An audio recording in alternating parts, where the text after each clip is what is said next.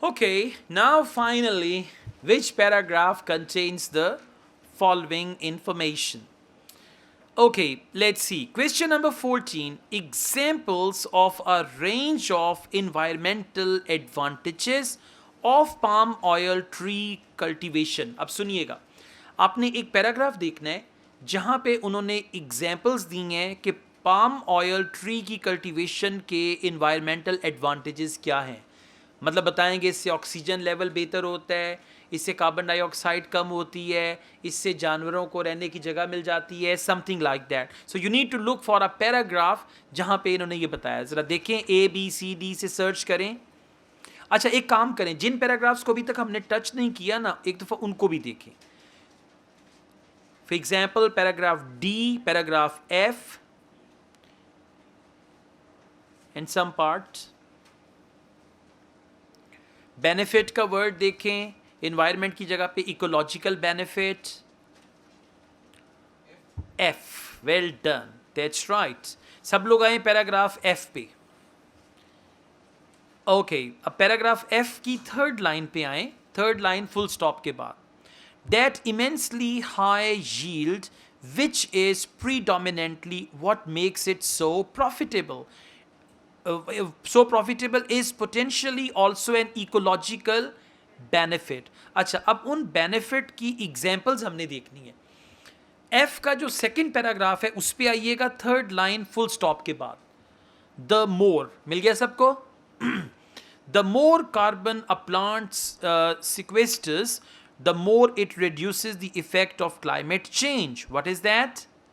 It's a benefit. The more carbon a plant sequesters, the more it reduces the effect of climate change. As Shankar explained, actually sequences more carbon और उसी को explain कर रहा है. So this is one benefit. देखें कोई और benefit है?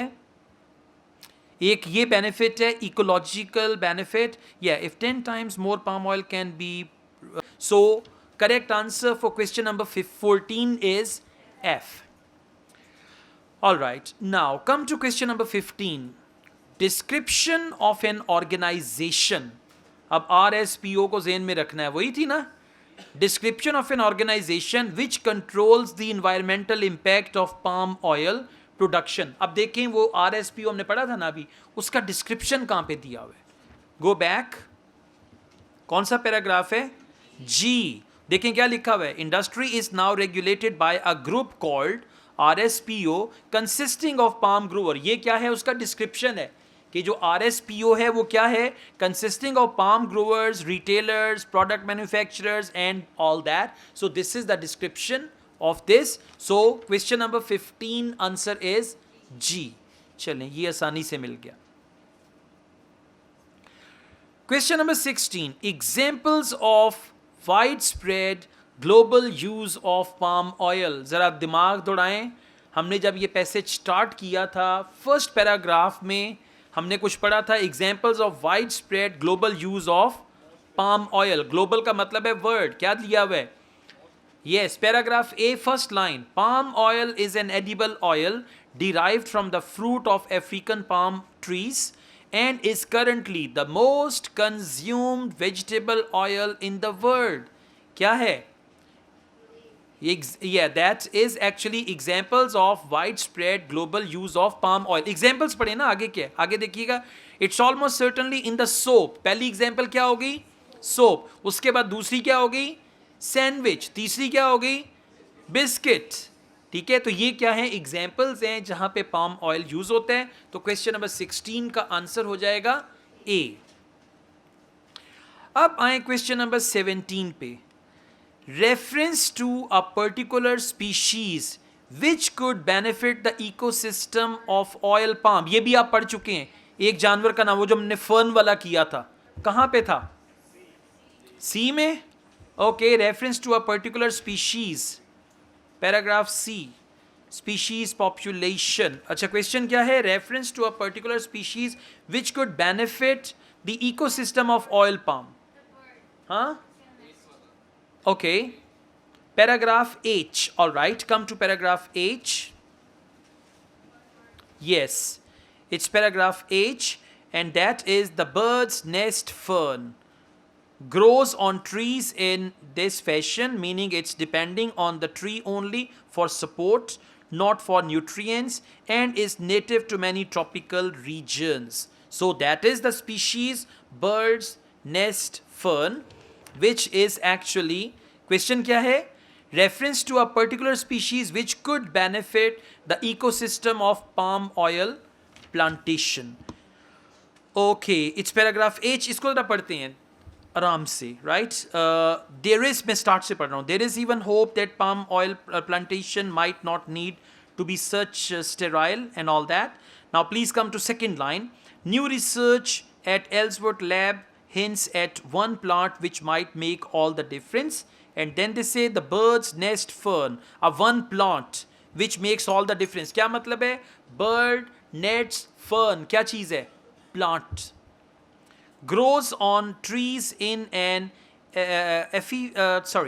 epiphytic fashion, meaning it's dependent on the tree only for support, not for nutrients, and is native to many tropical regions, where as a keystone species it performs a vital ecological role. It performs a vital ecological role का मतलब है bird nest fern का जो पौधा है वो एक important role play कर रहा है. So question number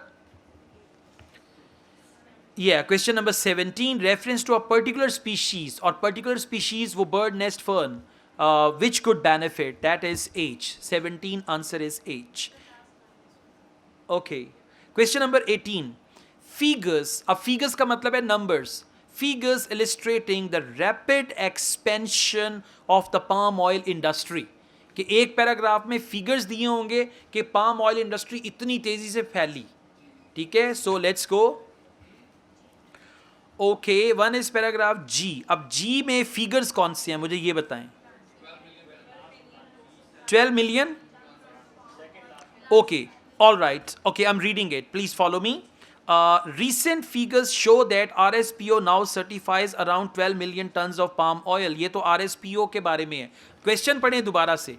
Question है figures relating the rapid expansion of palm oil industry. ठीक है? Yes, come to paragraph B. Exactly, that's the point. अब इसको मैं second line से पढ़ रहा हूँ, paragraph B को. Between 1990 and 2012, the global land area devoted to growing oil palm trees grew from 6 to 17 million hectares. क्या मतलब है इसका? Figures illustrating rapid expansion, और वो rapid expansion आई है hectares में. जैसे नहीं आप कहते हैं मरब्बे, जमीन को जब पैमाइश उसकी करते हैं एकड़ और मरब्बे and all that, hectares of the palm oil industry. So question number 18, correct answer is B. B for boy. Question number 19. Economic justification for not opposing palm oil industry. कि एक पैराग्राफ में बताएंगे इकोनॉमिकली कितना फायदा होता है, लोगों को रोजगार मिलता है and all that. So एक पैराग्राफ में economic justification for not opposing palm oil industry, कि हम palm oil industry के खिलाफ ना चाहें, economic benefit की बात हुई है. So let's go back. Okay, अच्छा एक चीज देखें, यहाँ पे दिया हुआ इकोनॉमिक जस्टिफिकेशन. जस्टिफिकेशन का मतलब है कि for not opposing, not opposing के वर्ड को फोकस करें. और नॉट अपोजिंग का क्या मतलब है? आप किसी चीज का बॉयकॉट करते हैं, किसी चीज के खिलाफ चलते हैं, right? So see a paragraph where they are talking about boycotting and all that. It's paragraph E. All right. One response to the boycott movement has been the argument for the vital role palm oil plays in lifting many millions of people in the developing world out of poverty. ये क्या है? Economic.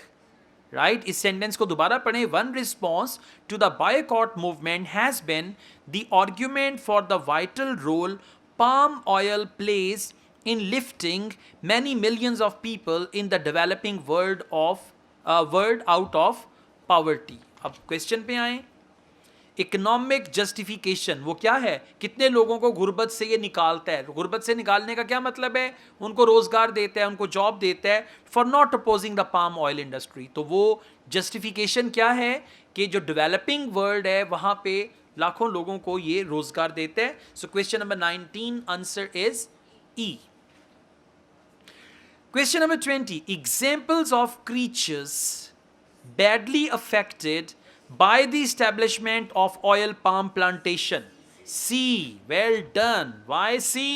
You can see there, but also rhinos. Paragraph C में देखें, last line, second last. एक तो उसने बोल दिया Sumatran, orangutan and all that, but also rhinos, elephants, tigers and numerous other fauna. Fauna भी animals को कहते हैं, ठीक है, that have suffered. So these are the examples. Question number 20 answer is C.